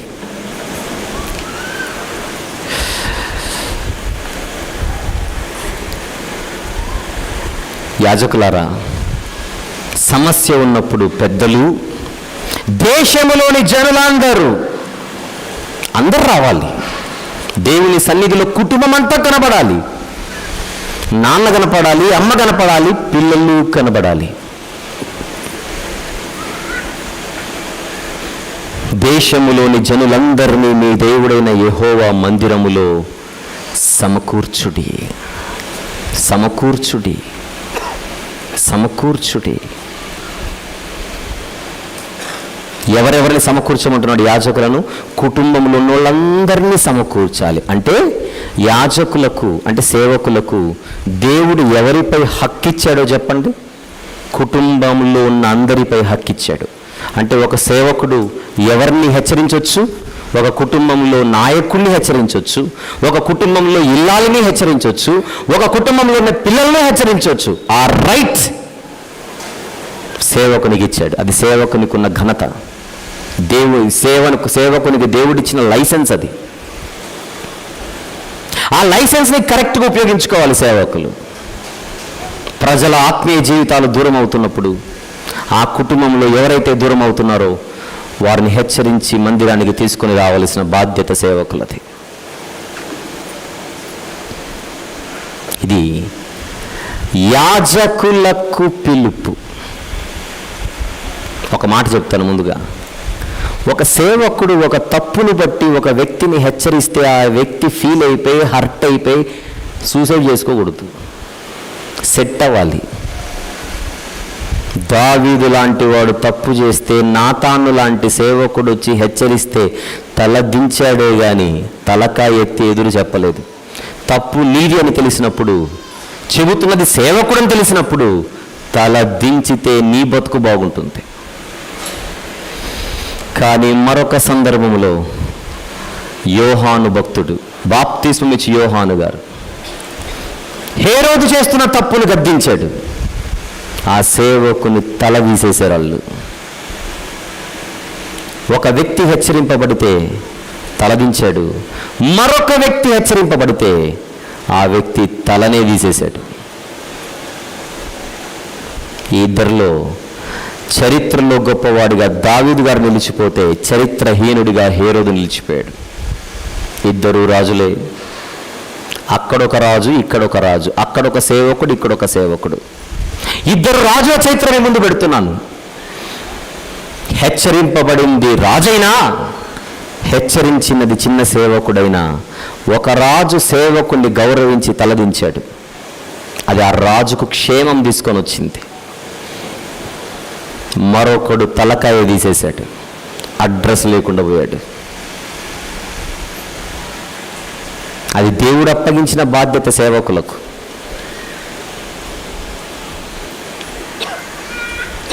ఆ బాధ్యతను సరిగా నెరవేర్చని స్థితిలో యాజకులు ఉండగా యోవేలు ప్రవక్త హెచ్చరిస్తున్నాడు, పిలుపునిస్తున్నాడు, మీరు చెయ్యాల్సింది చెయ్యండి.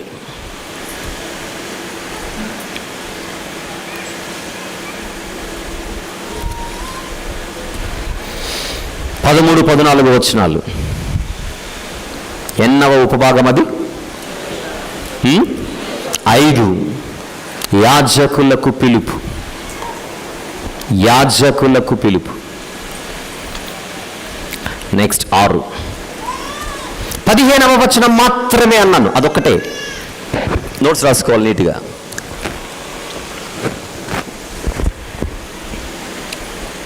15వ వచనం మాత్రమే. ఆహా, యెహోవా దినము వచ్చెనే, అది ఎంత భయంకరమైన దినము. ఆహా, యెహోవా దినము వచ్చెనే, అది ఎంత భయంకరమైన దినము. ఎప్పుడైనా గుర్తుపెట్టుకోండి, యెహోవా దినం అంటే దానికి 3 అర్థాలు ఉంటాయి. ఎక్కడ కనపడినా ఈ 3 మీరు అప్లై చేసేయాలి. కాలం ఏదైనా, రాజులు ఎవరైనా, ప్రవక్తలు ఎవరైనా, జనాంగం ఎవరైనా, యెహోవా దినం అనగానే అందులో 3 అర్థాలు ఉంటాయి. 1, అది దేవుడు తన ఉగ్రతను కురిపించు దినం. అది నంబర్ 1. అది ఏ రూపంగా కావచ్చు, దేవుడు తన ఉగ్రతను కురిపించు దినం. అది నంబర్ 1. నంబర్ 2, దేవుడు నాశనము చేసే దినం. ఉగ్రత వచ్చినప్పుడు ఏమొస్తుంది? నాశనం. ఆ రెండిటిలో దేవుని తీర్పును చూడాలి మీరు. ఆ రెండిటిలో దేవుని తీర్పును చూడాలి మీరు. యెహోవా దినం అంటే అది తీర్పు దినం. ఆ తీర్పు దినాన ఉగ్రత కుమ్మరించబడుతుంది. ఆ ఉగ్రత కుమ్మరించబడినప్పుడు జరిగేదేంటి? అక్కడ నాశనం. ఉగ్రత, నాశనం, నెక్స్ట్ మూడు. ఆ ఉగ్రత ఎప్పుడైతే దేవుడు కురిపిస్తాడో, ఎప్పుడైతే నాశనం చేస్తాడో, అక్కడే వెంటనే దేవుడు మారు మనస్సుకై పిలుపును కూడా ఇస్తాడు. మారు మనస్సుకై పిలుపును కూడా ఇస్తాడు. ఆయన ఉగ్రత ఎక్కడుంటుందో పిలుపు కూడా అక్కడే ఉంటుంది. ఇదంతా నేను బతికున్నప్పుడు సంగతి మాట్లాడుతున్నా. నరకంలో కూడా పిలుపు ఉంటుంది అనుకోండి, మళ్ళీ పోయిన తర్వాత. బతికున్నప్పుడు పరిస్థితి,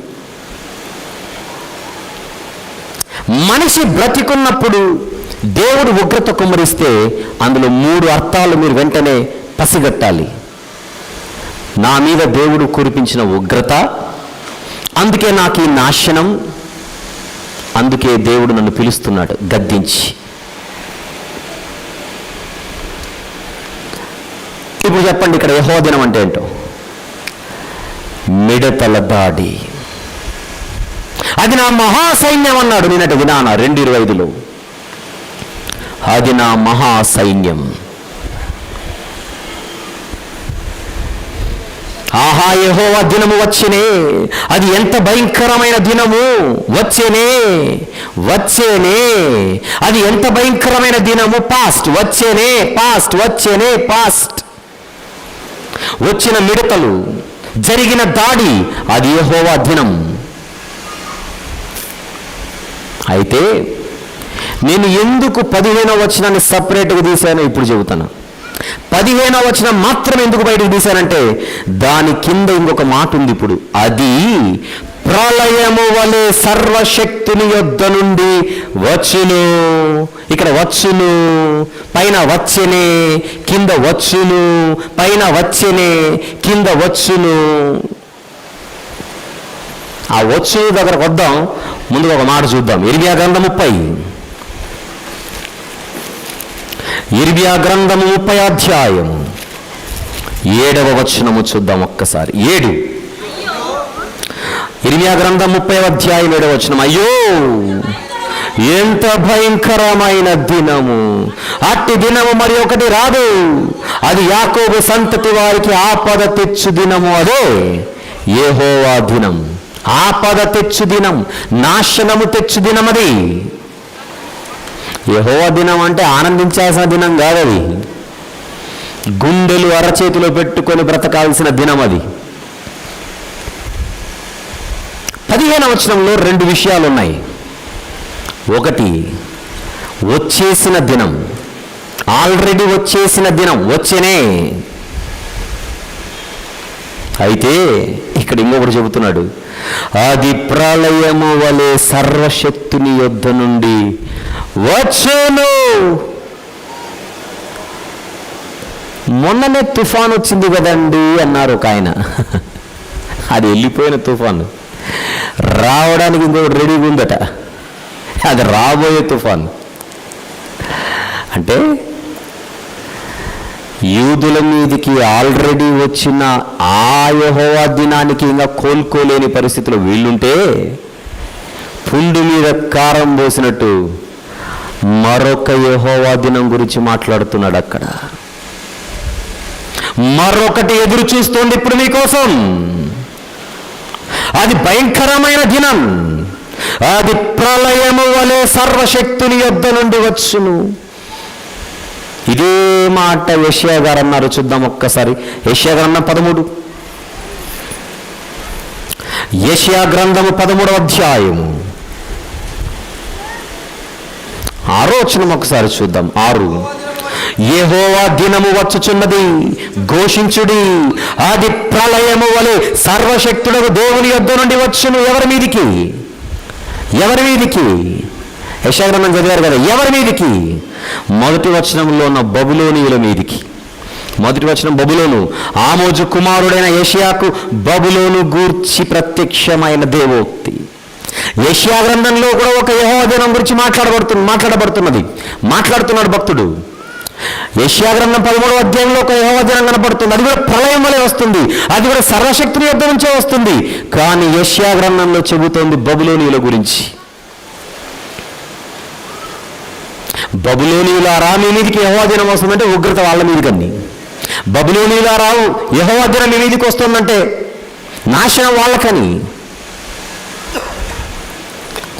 కానీ యోవేలు గ్రంథంలో చెప్పబడుతున్నది రాబోతున్న మరొక్క యెహోవా దినం. అది బబులోనీయులకు కాదు, యోవేలు ఎవరికైతే రాస్తున్నాడో ఆ యూదులకు. అదే మాట యెషయా గ్రంథంలో ఉండడం చేత, మీరు యెషయా గారు యోవేలు గారు ఒకరికే రాస్తున్నారు అనుకోకండి. మాట యెషయా గారు చెబుతున్నది బబులోనీయులకు, యోవేలు గారు చెబుతున్నది యూదులకు. జనాలు ఎవరైతేనేంటి, దినం మాత్రం సేమ్, పంపేది మాత్రం ఒకరే. అంటే మనకు మరొక కొత్త విషయం అర్థమవుతుంది ఇక్కడ. యూదులకు వచ్చిన ప్రమాదం కాదు, పొంచి ఉన్న ప్రమాదం ఇంకొకటి ఉంది.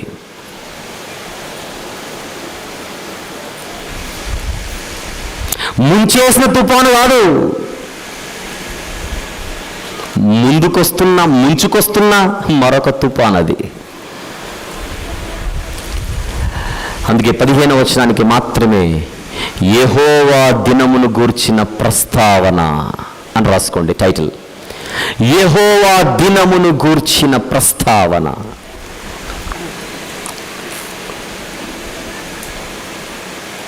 పదిహేనవ వచనం అది.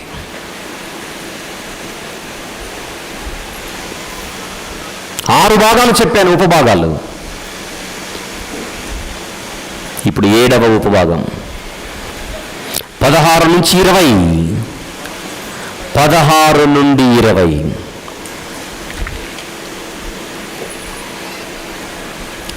ఏముంది ఇక్కడ?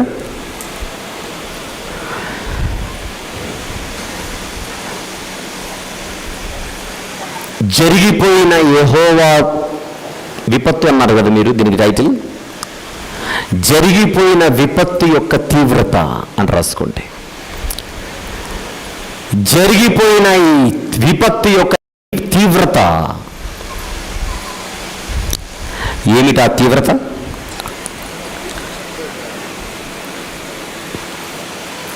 ఇంతవరకు మనము మిడతలనే చూసాం. జరిగింది మిడతల దాడి అని మాత్రమే అనుకున్నాం. కానీ యూదులు ఎదుర్కొన్నది మిడతలను మాత్రమే కాదు, ఇంకా వారి మీదకి దేవుడు వేటిని పంపాడో, ఎలా పంపాడో చూద్దాం. కింద మనము చూచుచుండగా మన దేవుని మందిరములో ఇక సంతోషమును ఉత్సవమును నిలిచిపోయేను. దేవుని సన్నిధిలో ఎప్పుడు మీరు ఆనందంగా ఉండాలన్నాడు దేవుడు ద్వితీయోపదేశకాండం 12వ అధ్యాయం 7వ వచనములో. ఏ ఆనందాన్ని అయితే దేవుని సన్నిధిలో మీరు పొందాలని దేవుడు అన్నాడో ఆ ఆనందాన్ని కోల్పోయారు జనాంగం. తన తీవ్రత గురించి మాట్లాడుతున్నాడు 16 నుంచి 20. మనము చూచుచుండగా మన దేవుని మందిరములో ఇక సంతోషము ఉత్సవం నిలిచిపోయేను, మన ఆహారము నాశనమాయేను. మళ్ళీ అదే మాట మొత్తం అందరితో కలెక్టివ్గా చెబుతున్నాడు. ఇప్పుడు మత్తులతో, ప్రజలతో, యాజకులతో మొత్తం అందరినీ కలిపి కొడుతున్నాడు. ఇంతకుముందు మత్తులతో సపరేట్గా మాట్లాడాడు, ప్రజలతో సపరేట్గా మాట్లాడాడు, యాజకులతో సపరేట్గా మాట్లాడాడు. ఇప్పుడు మొత్తం ముగ్గురిని కూర్చోబెట్టి చెప్తున్నాడు. ఇప్పుడు పిలుపు, కూర్చోబెట్టి అంటే పిలిచాడని కాదు, అందరికీ సంబంధించి మన ఆహారము నాశనమాయెను. పోషణపై దెబ్బ. యెషయా గ్రంథం 3వ అధ్యాయంలో కూడా ఒక మాట చూద్దాం ఈ సందర్భంలో. యెషయా గ్రంథము 3వ అధ్యాయం, యెషయా గ్రంథము 3వ అధ్యాయం ఆలకించి మొదటి వచనం నుంచి. ఆలకించుడి, ప్రభువును సైన్యములకు అధిపతియునగు యెహోవా పోషణమును, పోషణాధారమును, అన్నోదకముల ఆధారమంతయు, పోషణమంతయు. చివరి మాట 3వ వచనంలో చివరి మాట, తీసివేయును. యెరూషలేములో నుండి, యూదా దేశములో నుండి తీసివేయును. యెషయా గారి కాలానికి తీసివేయును ఫ్యూచర్. కానీ యోవేలు గారి కాలానికి ఆల్రెడీ అలాంటి దెబ్బ ఆల్రెడీ పడింది ఒకసారి.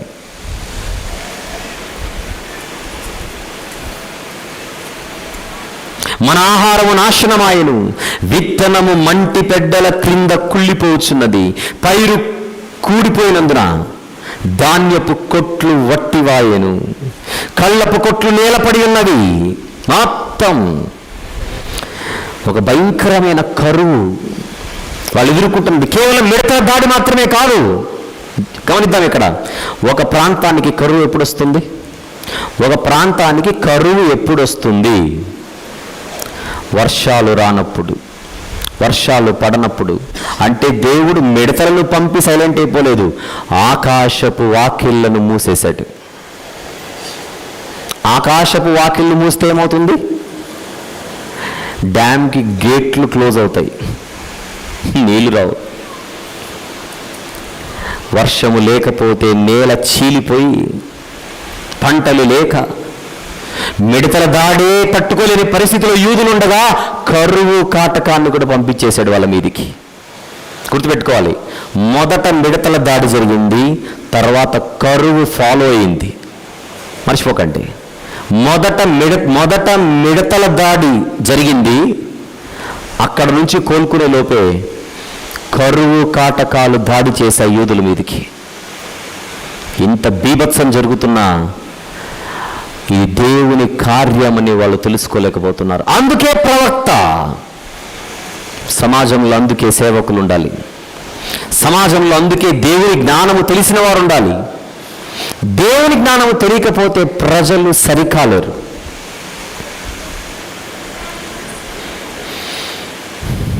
విత్తనము లేదు, పైరు లేదు, కళ్ళపు కొట్లు నేల పడి ఉన్నవి. మేత లేక పశువులు బహుగా మూల్గుచున్నవి. మేత లేక పశువులకు కూడా మేత లేదు. హోషేయ గ్రంథం 4వ అధ్యాయం 3వ వచనం చూద్దాం ఒకసారి, వెనకల పుస్తకమే. హోషేయ గ్రంథము 4వ అధ్యాయం 3వ వచనం. కాబట్టి దేశము ప్రలాపించుచున్నది, దాని పశువులు, ఆకాశ పక్షులు, కాపురస్తులందరూ క్షీణించుచున్నారు, సముద్ర మత్స్యములు కూడా గతించిపోవచ్చున్నవి. అసలు పశువులకు, పక్షులకు, చేపలకు కూడా ఎందుకు ఎఫెక్ట్ కొట్టింది? కారణం ఏంటో చూద్దాం. మొదటి వచనం నుంచి, ఇశ్రాయేలు వారలారా, హోషేయ గ్రంథం 4 మొదటి వచనం. యెహోవా మాట ఆలకించుడి, సత్యమును కనికరమును దేవుని గూర్చిన జ్ఞానమును దేశమందు లేకపోవట చూచి యెహోవా దేశ నివాసులతో వ్యాజ్యమాడుచున్నాడు. ఎవరి దగ్గరన్న పెన్ను ఉంటే మీ బైబిల్లో ఈ మాట అండర్లైన్ చేయండి. పెన్ను లేకపోతే పక్కోళ్ళని అడిగినా తీసుకొని అండర్లైన్ చేయండి, అంతే. అంత ముఖ్యమైన మాట చదువుకున్నాం ఇక్కడ. సత్యము లేదు, కనికరము లేదు, దేవుని గూర్చిన జ్ఞానము దేశమందు లేకపోవట చూచి. దేవుని గూర్చిన జ్ఞానము లేకపోతే దేశముతో దేవుడు వ్యాజ్యం.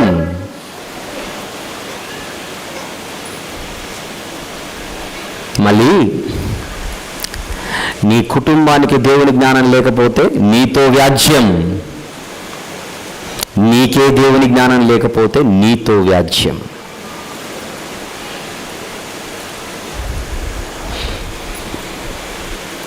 ప్రోగ్రెస్ రిపోర్ట్లో మార్కులు తక్కువ వస్తే బాధపడుతున్నారేమో. మా వాడు చదువులో ముందుకెళ్ళట్లేదు, ప్రోగ్రెస్ లేదని. మంచిదే, చదువులో ముందుకెళ్ళకపోతే ఆ ప్రోగ్రెస్ గురించి బాధపడే మీరు, దేవుని జ్ఞానంలో వాడికి ప్రోగ్రెస్ లేకపోతే, ప్రోగ్రెస్ రిపోర్ట్లు చెక్ చేయడం మనకే కాదు, ఆయనకు కూడా బాగా తెలుసు. ఆయన చూస్తాడు, ఎంతమందిని ఇచ్చానమ్మా నీకు పిల్లల్ని, 4 ప్రభువా నీకు స్తోత్రం అన్నది. స్తోత్రం బాగానే చెప్పావు, నా దగ్గర పంపడానికి ఏ రోజైనా ఆత్రం ఉందా నీకు?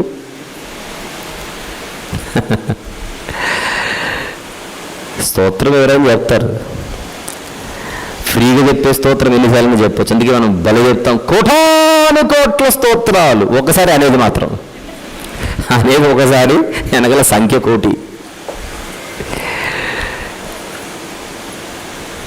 ఒక తల్లి ప్రార్థన చేస్తుందట, 4 పిల్లలు. ప్రభువా నీ దయ వలన నా పెద్దోడు ఆస్ట్రేలియాలో సెట్ అయ్యాడు, నీకు స్తోత్రం. 2వ వాడు ఇంగ్లాండ్లో సెటిల్ అయ్యాడు, దానికి కూడా నీకు స్తోత్రం. 3వ వాడు ఈ మధ్య కాలం అమెరికాలో సీట్ వచ్చింది, నీకు స్తోత్రం. ఎటు వచ్చి ప్రభువా ఇప్పుడు ప్రార్థన ఎందుకు చేస్తున్నానంటే 4వ వాడి కోసమే. ఆడు 10వ తరగతి 10 సార్లు రాసిన పాస్ అవ్వట్లేదు దేవుడా, పనికి రాకుండా తిరుగుతున్నాడు వాడు. ఎవరికి పనికి రావట్లేదు, నాకు పనికి రావట్లేదు, అందుకే నీ ఘనమైన హస్తాలకు వాడిని అప్పగించుచున్నాను, వాడుకో తండ్రి అనిందట. ఎవరిని వాడుకోవాలి? నువ్వు కని నీకే పనికిరాని వాడు దేవునికి పనికి వస్తాడో చేసుకుని ఆయనకు అనవసరంగా బరువు ఇప్పుడు. అవునా కదా చెప్పండి? నీకే పనికిరాని వాడు దేవునికి పనికి వస్తాడని నువ్వు అనుకున్నావు? వాడుకో తండ్రి, నీ మహిమలో వాడుకో తండ్రి, నీ మహిమ కొరకు వాడుకో తండ్రి. డిక్షనరీలో ఉన్న పదాలు బాగా తెలుసు మనకు. నిజంగా ఆయన గొప్పగా వాడుకోవాలంటే ఆస్ట్రేలియాలో ఉన్న పెద్దోని విలువ వాడుకుంటాడు, ఇంగ్లాండ్లో ఉన్న రెండో వాడిని విలువ ఇంకా బాగా వాడుకుంటాడు, అమెరికాలో ఫ్రెష్గా సీట్ వచ్చినట్టు మళ్ళీ ఫ్లైట్ ఎక్కమని చెప్పు ఇంకా బాగా వాడుకుంటాడు. రోడ్ల మీద తిరిగేవాడికి దేవునికి ఇచ్చి నాణ్యాలు సంపాదించే ముగ్గురు నువ్వు పెట్టుకున్నావా తల్లి? ఏమిటా యుక్తి?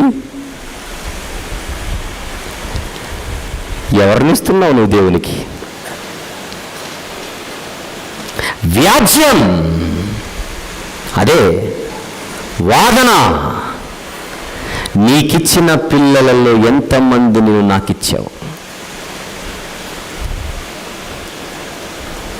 దేవుని జ్ఞానము కరువైనప్పుడు దేవుడు వ్యాజ్యానికి దిగుతాడు. ఎదుర్కోవడానికి మనము సిద్ధంగా ఉండాలి. Come back. యోవేలు గ్రంథం 1వ అధ్యాయము 18వ వచనం. మేత లేక పశువులు బహుగా మూలుగుచున్నవి, ఎడ్లు మందలుగా కూడి ఆకలికి అల్లాడుచున్నవి, గొర్రె మందలు చెడిపోవుచున్నవి. అగ్ని చేత అరణ్యములోని మేత స్థలములు కాలిపోయాయి. మిడతలు అయిపోయింది, కరువు ఆల్రెడీ ఉంది. మిడతలు మిగిలిపెట్టినవి కరువు ఖాళీ చేస్తే, కరువు ఖాళీ చేయనిది అగ్ని ఖాళీ చేస్తోంది. ఇక్కడ అగ్ని ఏం పంపించాడు? ఇంకా అగ్ని చేత అరణ్యములోని మేత స్థలములు కాలిపోయినవి. మంట పుట్టించాడు దేవుడు. మంట తోట చెట్లన్నిటినీ కాల్చివేసను. ఎక్కడికి వెళ్తారు ఇక తిండి తినడానికి? పొలాల్లో పంట లేదు, బయట తోటల్లో లేదు, చివరికి అరణ్యంలోనైనా దొరుకుతుందంటే అరణ్యంలో లేదు. అరణ్యానికి అంటుకుంది మంట, పొలాలపై జరిగింది మిడతల దాడి, మిగిలిన చోట్ల వర్షాలు లేక కరువు. తట్టుకోగలదా? తట్టుకోగలదా?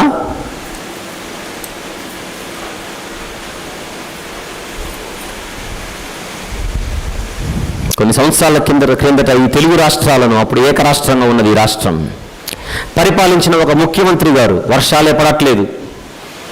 వర్షాలే పడకపోయేసరికి పక్క రాష్ట్రం వాళ్ళని నీళ్ళు అడుగుతుంటే వాళ్ళు ఇవ్వట్లేదు. ఎలా చేద్దాం, వర్షాలు లేకపోతే ఈ సంవత్సరం మన పరిస్థితి ఏంటని ఆలోచిస్తుండగా ఒక్కసారిగా విస్తారమైన వర్షాలు రాష్ట్రమంతా పడ్డాయి. రాష్ట్రమంతా ఆనందించింది. అప్పుడు మీడియా వాళ్ళు వచ్చి ముఖ్యమంత్రి దగ్గర మైకు పెట్టి అడిగారు, ఇంత సస్యశ్యామలంగా కలకలలాడుతున్న జలాలతో ఈ రాష్ట్రం అంతా అన్ని చోట్ల మీ స్పందన ఏంటని అడిగితే అప్పుడు ముఖ్యమంత్రి అన్నాడు, మాకు ఆల్మట్టి నీళ్లు రాకపోయినా ఆల్మైటీ నీళ్ళు ఇచ్చాడన్నాడు. ఎంత గొప్ప మాట!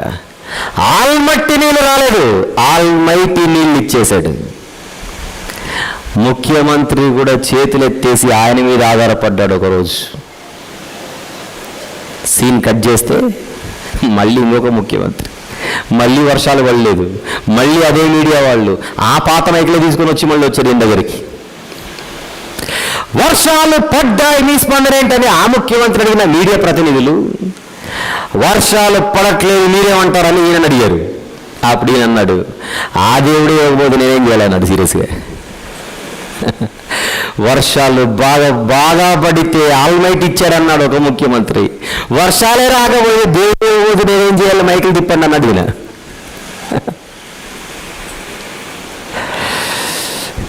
దేవుడే దిక్కు ముఖ్యమంత్రికైనా.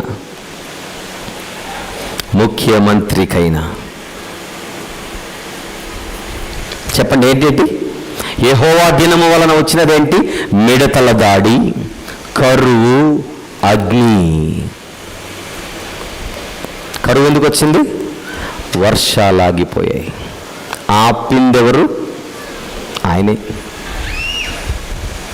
తర్వాత మీరు హగ్గై గ్రంథం 1వ అధ్యాయం చదవండి, ఇప్పుడు అవసరం లేదు. వర్షం ఎందుకు ఆగిపోయిందో దేవుడు చెబుతాడు. ఒక్కసారి కాదు, ఇది చాలా సందర్భాల్లో.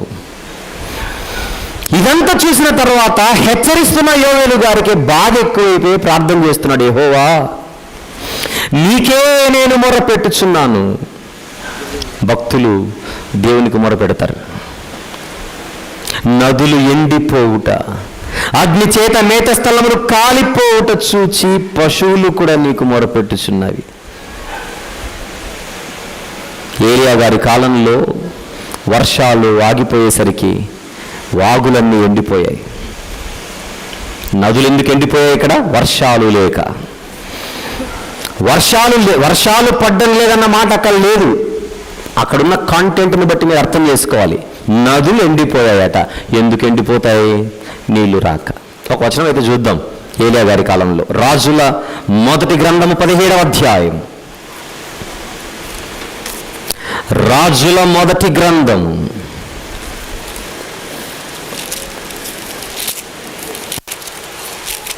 17వ అధ్యాయం 7వ వచనము చూద్దాం ఒక్కసారి. 7 కొంతకాలమైన తరువాత దేశములో వర్షము లేక ఆ నీరు ఎండిపోయేను. దేశములో వర్షము లేక ఆ నీరు ఎండిపోయేను. వర్షము లేకపోతేనే నీరు ఎండిపోయేది. అదే మొదటి రాజులు 18వ అధ్యాయము 5-6 వచనములు కూడా చూడండి. దేశములోని ఉదక దారాలన్నిటినీ, నదులన్నిటినీ చూడబోయి పశువులన్నిటినీ పోగొట్టుకొనకుండా గుర్రములు, కంచెరగాడిదలు ప్రాణంతో కాపాడుటకే మనకు గడ్డి దొరుకునేమో తెలుసుకుని ఓబద్యాకు ఆ రాజు ఆజ్ఞాపిస్తున్నాడు. అక్కడ ఎంత భయంకరమైన ఉగ్రత దినం అది! తట్టుకోలేనంత ఉగ్రత దినం అది, తట్టుకోలేనంత. 16వ వచనం నుండి 20వ వచనం వరకు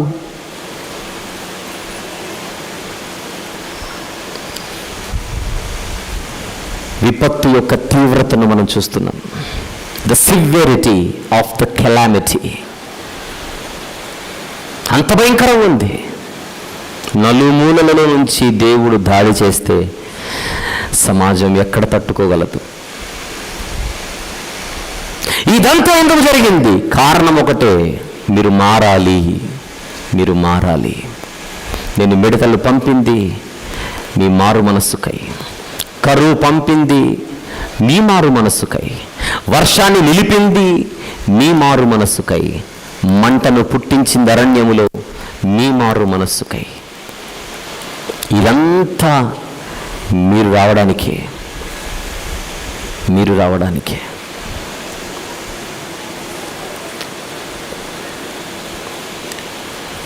జరిగిపోయిన విపత్తు మారు మనస్సుకై పిలుపు.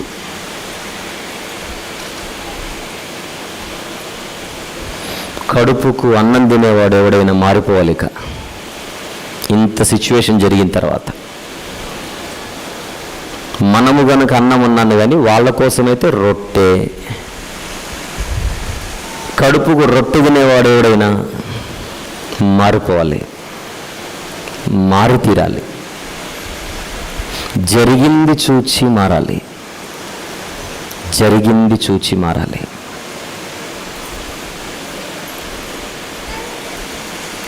ఇది గ్రంథములోని మొదటి ముఖ్య భాగం. మొత్తం 3 భాగాలు.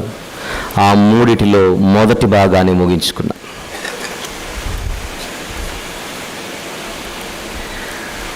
రెండవ భాగం ప్రారంభిద్దాం. 2వ అధ్యాయం 1వ వచనం. సియోను కొండ మీద బాకా ఊదుడి, నా పరిశుద్ధ పర్వతము మీద హెచ్చరిక నాదము చేయుడి. ఎందుకు నాదము చేయాలి? ఎందుకు నాదము చేయాలి? యెహోవా దినము వచ్చుచున్నది. వచ్చేసిందన్నాడుగా మొదటి అధ్యాయంలో, వచ్చేసిందన్నాడుగా మొదటి అధ్యాయంలో. ఇప్పుడు మాట్లాడబోయేది రాబోతున్న దినము గురించి. అందుకే దీనికి టైటిల్ రాసుకోండి, 2వ భాగానికి. రాబోతున్న విపత్తు మారు మనస్సుకై పిలుపు. రాబోతున్న విపత్తు, మారు మనస్సుకై పిలుపు. మొదటి భాగానికి ఏంటి టైటిల్? జరిగిపోయిన విపత్తు, మారు మనస్సుకై పిలుపు. రెండవ భాగానికి ఏంటి? రాబోతున్న విపత్తు, మారు మనస్సుకై పిలుపు.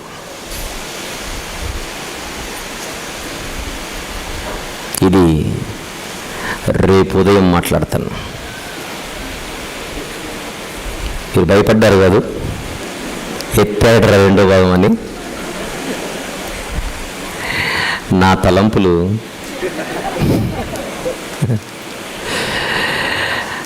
రేపు వడ్డించబోయే ఐటమ్ ఏంటో చెప్పాలిగా, అందుకే ఐటమ్ ఇచ్చాను అంతే. అయితే మొదటి భాగంలో ముగింపులో పశువుల గురించి 20వ వచనంలో ఒక మాట ఉంది, అదొక్కటి చూద్దాం. అగ్ని చేత మేత స్థలములు కాలిపోవట చూచి పశువులు నీకు మొరపెట్టుచున్నవి. ఆ ఒక్కము కండ్రలోంచి ఏంటి? పశువులు నీకు మొరపెట్టుచున్నవి, పశువులు నీకు మొరపెట్టుచున్నవి, పశువులు నీకు మొరపెట్టుచున్నవి. పశువులు కూడా మొరపెడతాయా? ఏ భాష వచ్చని, ఏ భాష ఉందని మొరపెడతాయి? పశువులేంటి, పక్షులు కూడా మొరపెడతాయి. పక్షులేంటి, సమస్త జీవులు ఆయన వైపు చూస్తూ ఉంటాయి. ఒక్క వచనం చూద్దాం. యోబు గ్రంథం 38వ అధ్యాయం 41వ వచనం చూద్దాం. యోబు గ్రంథం 38:41. తిండి లేక తిరుగులాడుచు కాకి పిల్లలు దేవునికి మొరపెట్టును. అది కాకి పిల్లలు దేవునికి మొరపెట్టును. కాకి ఏం భాష వచ్చని మొరపెడతాయి? కాకికొచ్చిన భాష కావు భాష. దేవునికి కాకి భాష కూడా వచ్చండోయ్. అందుకే ఒకరోజు కాకులకు చెప్పాడు, నా సేవకుడు ఆకలితో ఉన్నాడు, మీకు ఇష్టమైన మాంసమును మీరు తినకుండా ఆయనకివ్వండి అన్నాడు ఏలియా. కాకికి ఎంత ఇష్టమో మాంసం అంటే నేను చెప్పాల్సిన అవసరం లేదు. ఆదివారం ఒకటే మనం ఇష్టపడితే 365 డేస్ ఇష్టపడే మాంసమే కాకికి. అవునా? తనకెంతో ఇష్టమైన మాంసాన్ని తన ముక్కుకిచ్చి టేస్ట్ కూడా చూడకూడదని చెప్పి పంపించాడు కాకులకి. కావు కావు అనే కాకి ముక్క తీసుకుని ఏలేకిచ్చి కావో భయ్యా అన్నాయి. అప్పుడు ఏలే అన్నాడు ఒక కాకిని పిలిచి, నువ్వెందుకు కావకూడదు అన్నాడు. నేను కాతే నేను సస్తాననింది అది. నువ్వు నన్ను కావు అంటే నాకు వస్తుంది చావు. ఆయన వద్దన్నాడు, తినను. నువ్వు మిగలబెట్టిన తర్వాత ఒకవేళ ఆయన గ్రీన్ సిగ్నల్ ఇస్తే వేసుకుంటాను. అలా కొన్ని వచనాలు వ్రాసుకొని తర్వాత చదవండి. పశువులు పక్షులు దేవునికి మొరపెడతాయనడానికి కొన్ని వచనాలు. కీర్తనల గ్రంథంలో 104వ కీర్తన 21వ వచనం, 104వ కీర్తన 21వ వచనం, 136వ కీర్తన 25వ వచనం, 136వ కీర్తన 25వ వచనం, 145వ కీర్తన 15వ వచనం, 145:15, 147:9, 147వ కీర్తన 9. ఈ వచనాలన్నిటిలో కూడా దేవుని మీద ఆధారపడుతున్న సర్వజీవులను చూస్తాం. కానీ ఇక్కడ అద్భుతమైన విషయం ఏంటంటే మీరు గమనించవలసింది, మొదటి భాగం ముగింపులో పరిస్థితి చేయి దాటినప్పుడు మూగ జంతువులు దేవుని చూస్తుంటే భాషా మాటలున్న మనుషులు మాత్రం దిక్కులు చూస్తున్నారు. మూగ జంతువులకు దేవుని జ్ఞానం ఉంది, జీవులన్నిటిలో శ్రేష్ఠుడైన మనిషి మాత్రం దేవుని వైపు చూడట్లేదు. శ్రేష్ఠుడు కాస్త భ్రష్టుడైపోయాడు. అలాంటి స్థితి మనకొద్దు. శ్రేష్ఠులం ఎప్పుడు శ్రేష్టంగానే బ్రతికేద్దాం. ప్రార్థన అయిన తర్వాత సమయం 4:30 కరెక్ట్గా 6:30 మళ్ళీ మనం కలుసుకుంటాం. ఈరోజు ఆల్బమ్ రిలీజ్. తర్వాత వాక్యం. ప్రేమగల తండ్రి, కృపగల దేవ, ప్రేమించి మీరిస్తున్న మాటలను బట్టి స్తుతులు చెల్లిస్తున్నాం. యోవేలు గ్రంథం చాలా చిన్నది, పాఠాలేమో చాలా పెద్దవి. మిగిలిన భాగమంతయు రేపు మాట్లాడుకోవడానికి మమ్మల్ని నడిపించండి. సాయంత్రం వేళ సభను దీవించమని యేసు ప్రభు వారి శ్రేష్టమైన నామములో ప్రార్థన సమర్పిస్తున్నాను తండ్రి. ఆమెన్.